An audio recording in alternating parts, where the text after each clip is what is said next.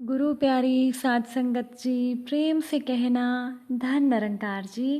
आशा करती हूँ सद्गुरु माता जी की कृपा से आप सभी बहुत अच्छे होंगे। आज मैं आप सभी के लिए एक बहुत खूबसूरत साखी लेकर आई हूँ। तो चलिए सुनते हैं आज की ये साखी। साध संगत जी, ये ईश्वर, ये परमात्मा ना तो बिना कारण दुख देता है और ना ही सुख। अगर हमारी ज़िंदगी में दुख आए हैं तो ज़रूर इसके पीछे कोई ना कोई कारण होगा, और वो कारण होता है हमारे अपने कर्म। दुख भुगतना ही कर्म का कटना है।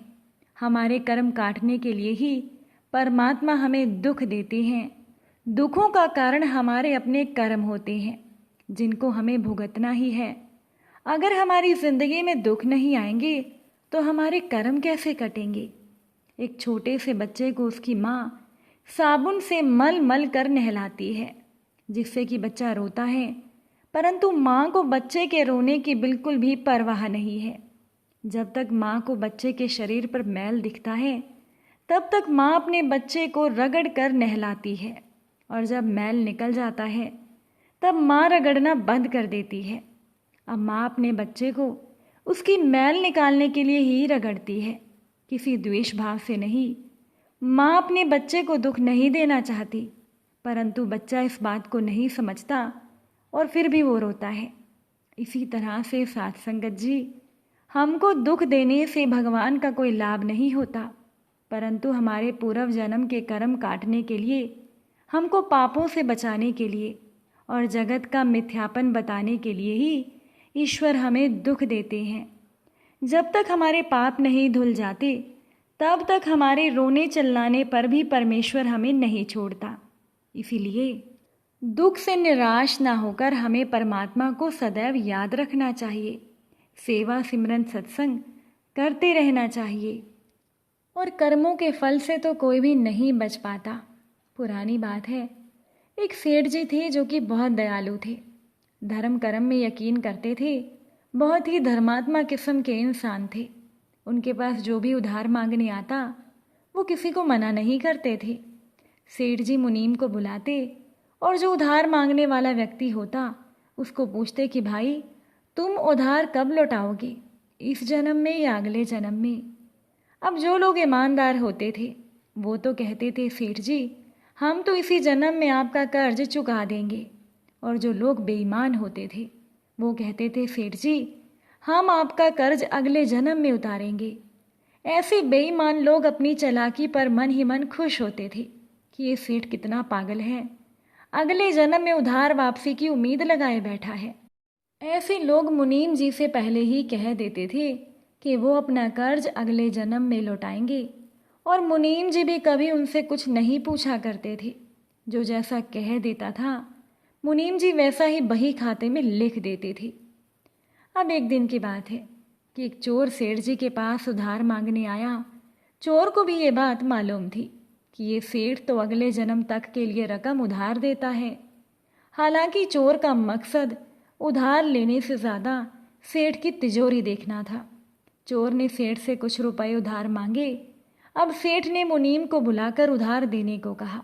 मुनीम ने चोर को पूछा, भाई अपना उधार तुम इस जन्म में लौटाओगे या अगले जन्म में लौटाओगे।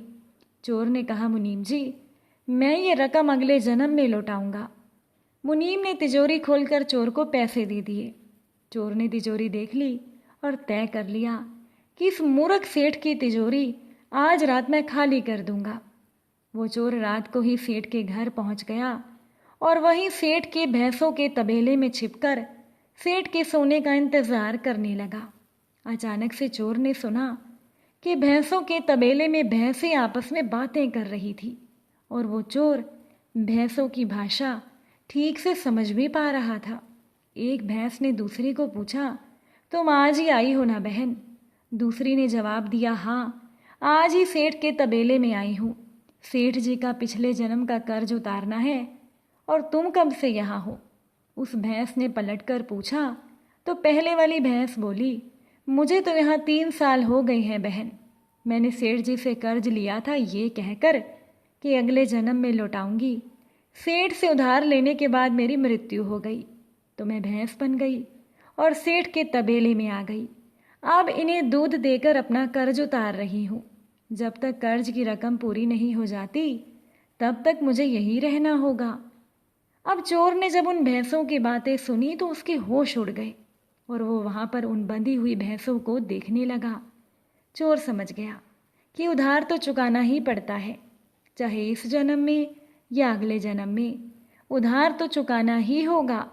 वो चोर उल्टे पांव सेठ के घर की ओर भागा और जो कर्ज उसने लिया था उसने फटाफट मुनीम को लौटाकर बही खाते से अपना नाम कटवा लिया।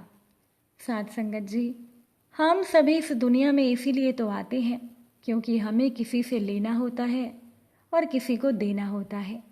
इस तरह से प्रत्येक को कुछ न कुछ लेने देने के हिसाब चुकाने होते हैं। इस कर्ज का हिसाब चुकता करने के लिए ही इस पूरी दुनिया में कोई बेटा बनकर आता है, कोई बेटी बनकर आती है, कोई पिता बनकर आता है तो कोई माता बनकर आती है, कोई पति बनकर आता है तो कोई पत्नी बनकर आती है, कोई प्रेमी बनकर आता है तो कोई प्रेमिका बनकर आती है, कोई मित्र बनकर आता है तो कोई शत्रु बनकर आता है, कोई पड़ोसी बनकर आता है तो कोई रिश्तेदार बनकर आता है। चाहे सुख हो या दुख, हिसाब तो सबको देना ही पड़ता है और ये प्रकृति का नियम है। एक बार माता पार्वती ने भगवान शिव से कहा, प्रभु, मैंने पृथ्वी पर अक्सर देखा है जो लोग पहले से ही अपने प्रारब्ध से दुखी हैं आप उन्हें और ज़्यादा दुख देते हैं। जो सुख में हैं आप उन्हें दुख क्यों नहीं देते? तब भगवान शिव ने माता पार्वती को ये बात समझाने के लिए धरती पर चलने के लिए कहा और वो दोनों इंसानी रूप में धरती पर आ गए। पति पत्नी का रूप लिया और एक गांव के पास डेरा जमाया। शाम के समय भगवान शिव ने माँ पार्वती से कहा, हम यहाँ मनुष्य रूप में आए हैं, इसीलिए यहाँ के नियमों का पालन करते हुए हमें यहाँ पर भोजन करना होगा। मैं भोजन की सामग्री की व्यवस्था करता हूँ, तब तक तुम चूल्हा बनाओ। भगवान शिव के जाते ही माता पार्वती रसोई में चूल्हा बनाने के लिए बाहर से ईंटें लेने गई और गांव में कुछ जर्जर हो चुके मकानों से ईंटें लाकर उन्होंने अपना चूल्हा बना लिया। चूल्हा तैयार होते ही भगवान शिव वहाँ पर बिना कुछ लाए ही प्रकट हो गए। माँ पार्वती ने कहा, आप तो कुछ लेकर नहीं आए तो भोजन कैसे बनेगा? भगवान शिव बोले, पार्वती, अब तुम्हें इसकी ज़रूरत नहीं पड़ेगी।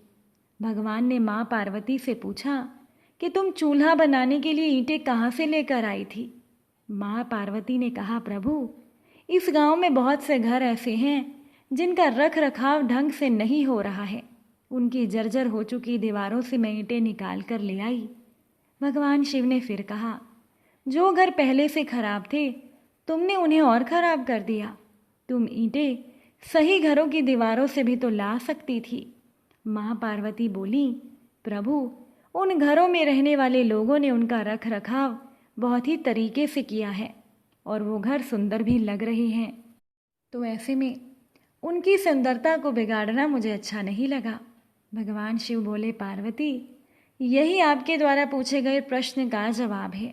जिन लोगों ने अपने घर का रख रखाव अच्छे से किया है, यानी सही कर्मों से अपने जीवन को सुंदर बना रखा है, उन लोगों को दुख कैसे हो सकता है? मनुष्य के जीवन में जो भी सुखी हैं वो अपने कर्मों के द्वारा सुखी हैं और जो दुखी हैं वो भी अपने कर्मों के द्वारा दुखी हैं।